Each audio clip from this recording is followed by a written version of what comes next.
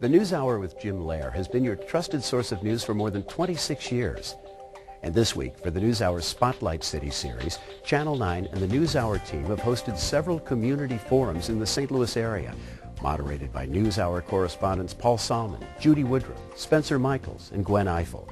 Tonight, we're bringing you the Economic Forum at Southwestern Illinois College in Belleville with Spencer Michels. Over the next 10 years, we hope the United States will save more oil than we currently import from the Middle East and Venezuela combined.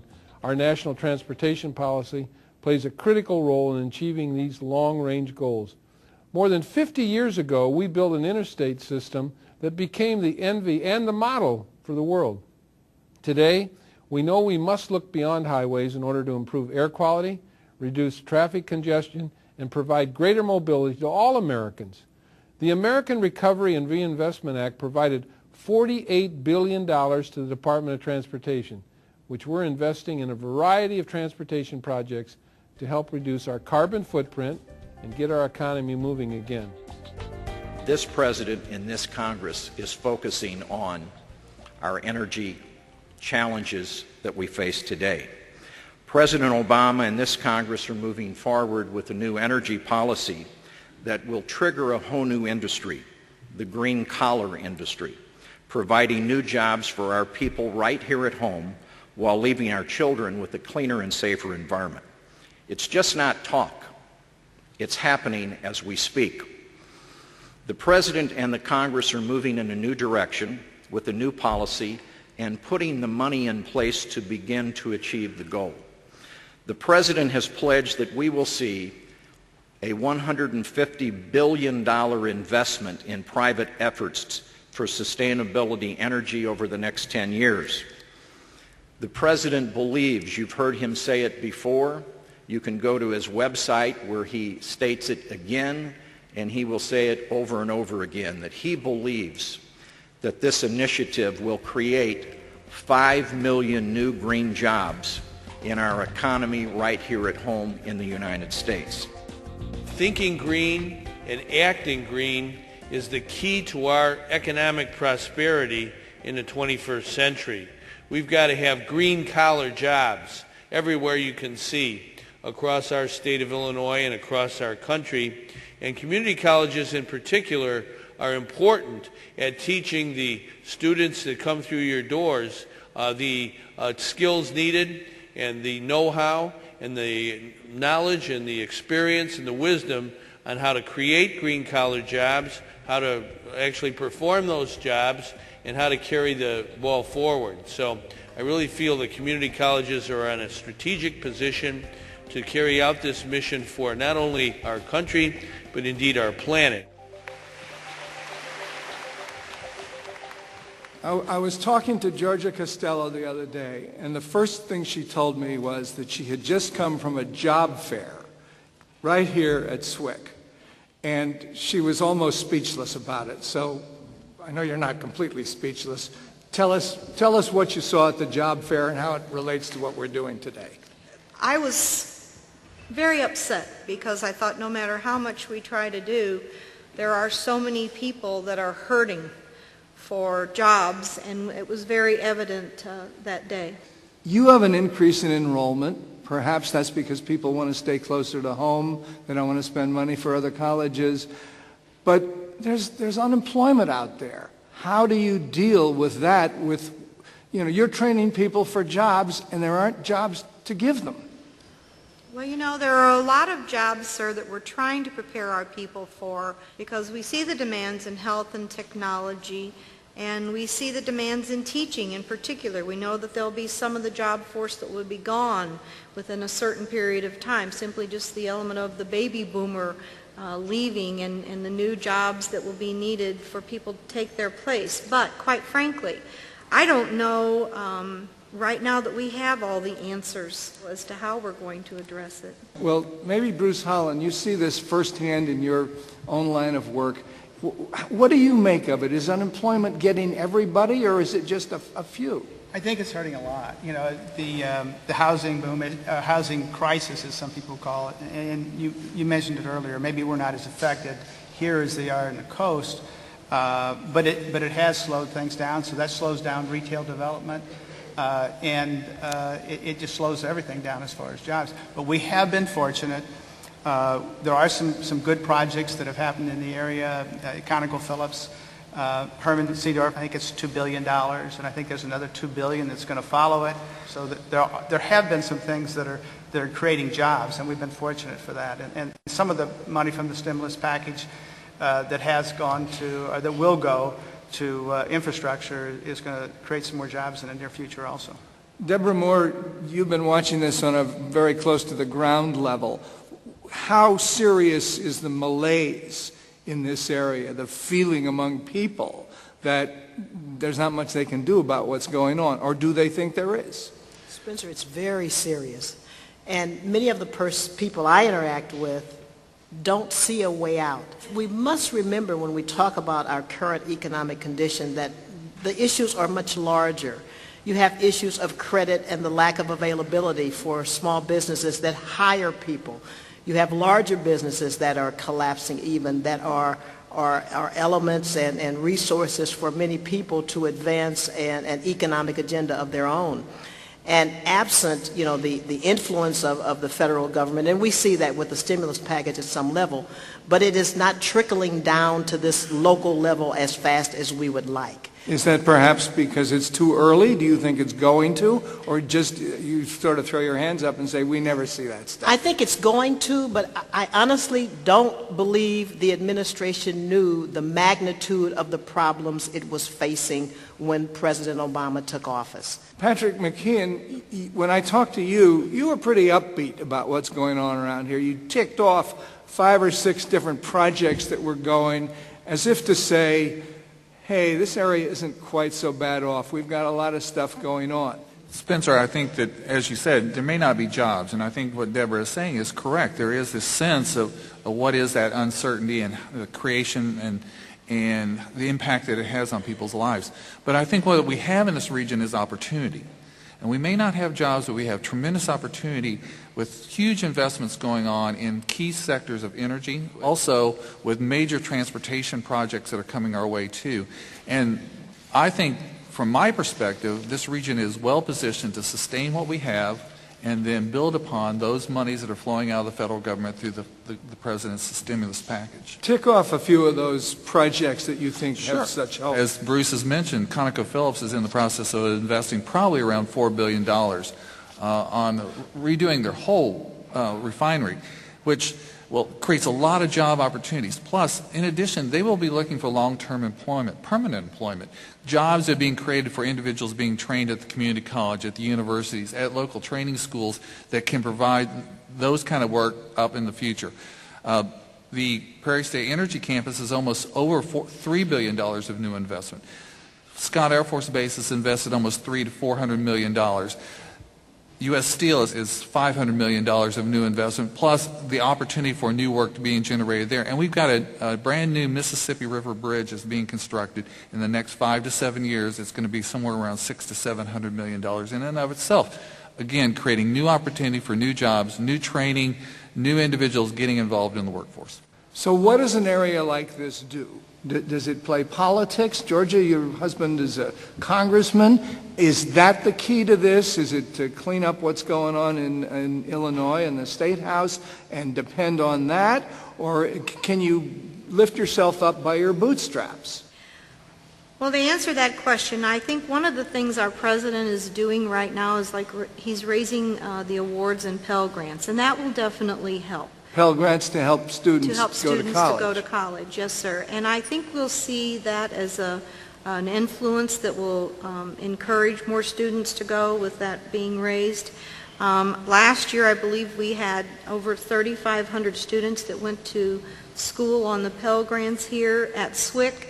That was about $8 million worth of scholarships and awards through those grants. So that will be one aspect of what will encourage more students, I think, to go back. I also think that there's been a push through the veterans, Spencer, with the appeal to them to go back once they're coming back. And as I believe we understand, we're getting around 35 1,000 veterans that will be coming just back to the state of Illinois alone, with more of an incentive, sir, by raising the amount of dollar award that they received from around $3,800 to $5,500 to encourage them to come back and finish their schooling, whether they choose to do it on a community college level or whether they choose to go to a university.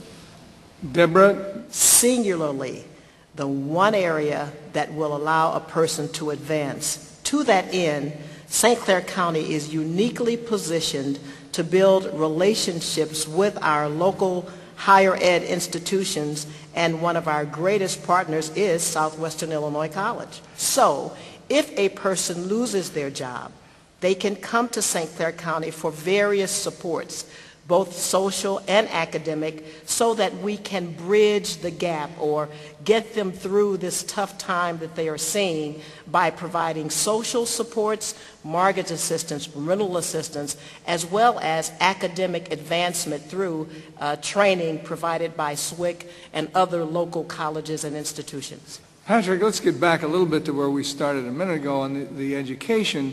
What's the need, and where does the so-called brain drain that various people have told me about in this area play into that?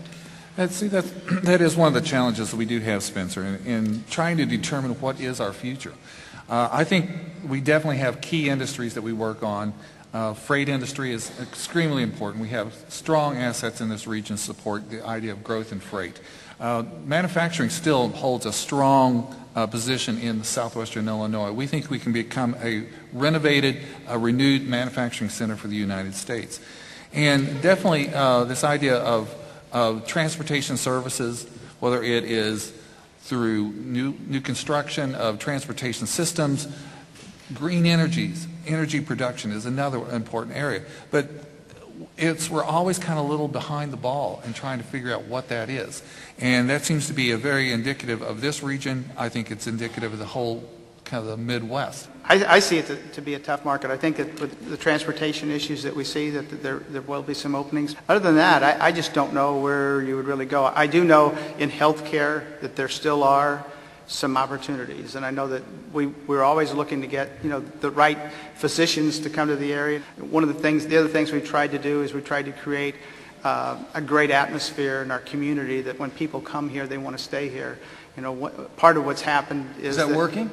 We think so. We think so. But part of what's happened is we get people that'll come, especially some to the universities in St. Louis, Washington University and SLU, where they'll come in and they'll be educated here, and then they leave, they go someplace else. So we've tried to put an effort together to really get in the heads of those students that once they graduate, that they stay.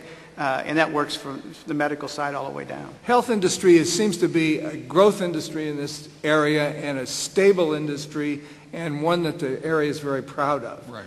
Is it any different in that respect? I mean, everybody's got health problems no matter what part of the country you're in. Why is this area sort of proud of its health projects and kind of depends on them? Well, I think it starts with the schools, the colleges, the universities that are training the type of workforce that we need in the future. Definitely healthcare is a growing industry nationwide. There are tremendous demands in the areas of healthcare, ranging from technicians to high-end professionals. And so we've got to find a way to meet the needs of our both constituents, residents of this region, their healthcare needs in the future, and have the opportunity to grow this as an industry, begin to create greater market share for southwestern Illinois. I think a great evidence of that is the fact that two major hospitals in our region have invested in property in southwestern Illinois with anticipation for growth opportunities. I think that shows two signals. One, they see this as a growth area for the future, and also they see this as an opportunity to really grow their presence with the type of skilled workforce they will have in this region. Debra, on health. We are very fortunate in this region that we house a major medical research institution in St. Louis, actually two, Washington University, St. Louis University. They have very strong relationships on the Illinois side of the river with Southern Illinois Healthcare Foundation, Memorial Hospital, St. Elizabeth's Hospital, both here in Belleville. But one thing that's very attractive for us is the opportunity to enter hospitals and offer them an opportunity to grow their own workforce. And by that I mean moving LPNs to RNs, RNs to MSNs, MSNs to nurse practitioner.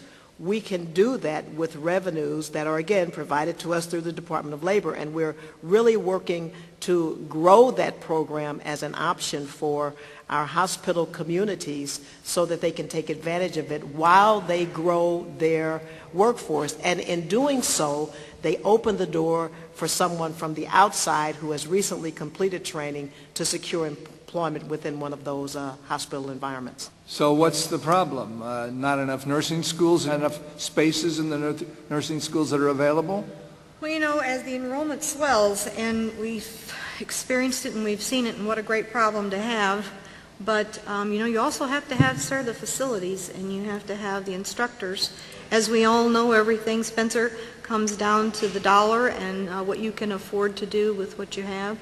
But that's interesting that there are jobs in that field, and if you can get the training one way or the other, that's a job center. What else? What other job centers are there? Where would you go for a job if you dropped down here from Mars? Well, if you're from Mars, I don't think you would really need a job. You could just write a book or whatever else. But if you moved into this region from, let's say, Alaska or Texas or wherever, and came to this area, definitely the opportunity is in freight. We have a growing freight sector. We have processing engineers. What do you have to, let me talk about freight for a minute. What do you need to know to go into the freight industry? Do you need to be an engineer or what? Or an accountant? Well, they require a lot of different jobs, but material handling, forklift operators. These are basically, I don't want to call them lower skills, but basic skills that an individual could easily transition into that particular industry. The freight industry is becoming very high-end on information technologies, and the idea to track logistics management, there's tremendous opportunities and growth in that particular industry for our region. Manufacturing continues to be strong. As we said, we are looking at engineering possibilities, and the healthcare industry is a growth opportunity too. Bruce, from what you see, are the schools producing the kind of people that the economy needs at this point, or is there a big gap somewhere? Well, you know, a good part of the people that we get come from the construction union, trade unions. So, you know, and they do have good apprenticeship programs, and SWIC has a good program here also through construction technology. But almost all of our clients, educational, commercial, they all want to look at sustainability. You can actually get your project certified, you know, certified gold, green. And used to be we didn't have people thinking about that, but now all of our clients, whether they can afford it or not, they have decided it's not that of an expensive thing, but they want to look at it in everything they do. We do a fair amount of it, like grocery stores. They use a lot of energy, but they're now looking at every project that we do for them that might be a prototype type, but they're looking at how do we make things better, cost less, and they're willing to pay for improvements. But you know, things that we didn't see years ago, but now everybody's interested in it. So this is not just some kind of a kooky West Coast phenomenon where people are hugging trees. This is really important. It is, and it's penetrated into the Midwest. Spencer, the range of jobs that can be available on green focus can run from landscapers who are improving, you know, the water retention efforts, the improvement of on that area, clear to high-skilled engineers that Bruce hires. I mean, the job opportunities are great. It's beginning to penetrate all types of operations, whether it's a small branch bank or a large car dealership or maybe a brand new office building. And that's the kind of opportunities we need to think about. And I know that Dr. Costello, SIUE, Lewis and Clark Community College, others are beginning to look and train towards these types of jobs for our future, preparing us to move forward. Georgia, you were going to say. We need to listen to the folks that are our business partners in our communities, and we need to see the areas that they need, acknowledge those areas where there are more workers that need greater in-depth skills, from whether it's been the airport that has been, whether it's the joint use facility at Scott, whether it's been the Metro Link, thank God for Metro Link, whether it's been the bridges, you know, and the rebuilding of the bridges, or the repairs, or the new bridge, or the lock and the dams, or the levee district situation, which has just now come to us. What I said to you earlier, I meant it, and I say it most sincerely, and I think everyone in this room has been a part of it. We really do work together. We do have good leadership at the top. The ideas are formulated. The committees or structures are put into place. And you know what? Even though the naysayers are out there, I think the proof's in the pudding, and that's where the rubber meets the road, and by golly, we do it around here. We happen to be very fortunate in this area. We have an airport, and it is a joint use facility with Scott Air Force Base. It's a major command base. I mean, St. Clair County has stuck with a knowing that this base will be a part of the growth and development for Mid-America. The important thing about Scott Air Force Base is that at that point in time when it was on the BRAC closure list, or very close to being on the list, this community, this region made a very important decision to pull together to try to make a huge investment to leverage the value that Scott brought to our region.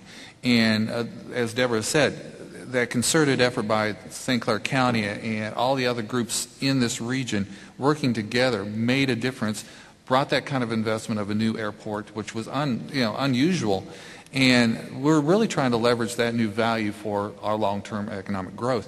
But that example of what we did at Scott Air Force Base and helping save that base and keep it in our region as employs over 14,000 individuals, top 5 employer in the St. Louis metropolitan area. It's being proven over and over again for Southwestern Illinois.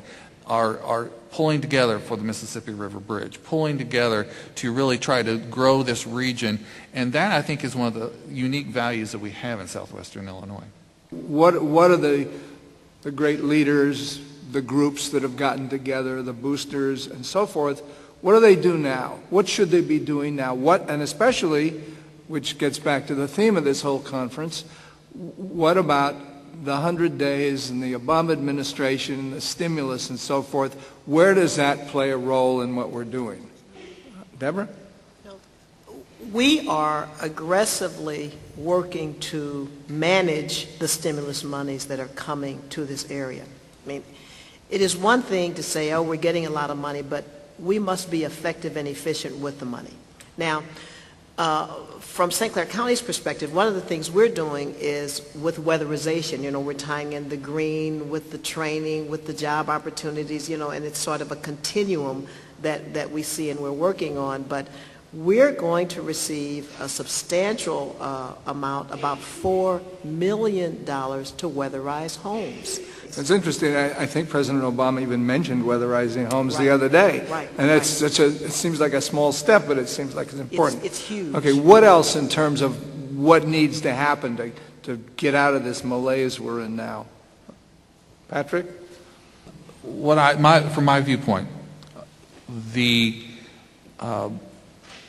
have to fall back on known mechanisms, known agencies and programs to get those monies flowing into the local economy, because you can't have the time to create a mechanism, a more efficient system to deliver the monies. And so it's falling back on existing programs, and weatherization is a perfect example of that, and a very important example. Let me just challenge you briefly. Sure. When Franklin Roosevelt had this problem, he did create a whole bunch of new agencies to deal with them. He didn't rely on the existing infrastructure. But I think there wouldn't be a whole lot of tolerance for creating another bureaucracy when we have existing systems in place. And why not spend those monies on creating bureaucracy into making new investment? But it gets back to that local leadership, self-reliance doing it. Well, Bruce, from your point of view, what do you need right now? What's going to make a difference in this area, especially with the government? We need to get a capital bill passed within the state of Illinois. A capital bill? Yeah, capital spending bill. Oh, yeah. It's where they go out and they bond. Okay. A comprehensive bill. Comprehensive bill, right. There was discussion, a couple of years ago that it's probably $30 billion that, the needs, and a big piece of that has to do with what needs to happen for schools and education. So, not just because I build schools, but I see that that's a real need to come together and find capital money to build schools. And that brings jobs all the way Right. down, and that's economic development that goes through, because when you build the schools, the building permits for houses go up, more people come to the area, so it's exponential growth. All right, I want to bring up one other last point here, which seems to me to be, to some extent, the elephant in the room, and the word hasn't been uttered today, and that's East St. Louis. And I don't think we need to spend a whole lot of time on it, but is that part of this discussion? Is East St. Louis and the kind of thing that it probably represents in terms of low employment and so forth, addressable with the kind of things we're talking about here? Stimulus package, jobs, education, and so forth. Debra? East St. Louis is always a part of the equation. You cannot separate East St. Louis from Southwestern Illinois or the St. Louis metropolitan region. It is a primary element of that region. The greatest view of Missouri is from East St. Louis. But one of the big issues for that community is leading the way. I mean, we've talked about leadership earlier. The community really has to lead the way in many areas and to accept the responsibility of moving itself to a new place. I think there are vehicles, there are revenues in place. Certainly, the city is experiencing a down in revenue just as everyone else is. But the first step is to assume the responsibility, recognize the need to go forward, and lead. Okay, well, I shouldn't have brought this up at the very end of this discussion. It's a whole new discussion, but it's a good one, and I think it's good to leave with a question, because that's a hard one to deal with, but it's interesting. Georgia Costello, thanks very much. Bruce Holland, Patrick McKeehan, Debra Moore, terrific discussion. Thank you all very much. Thank you for listening to us.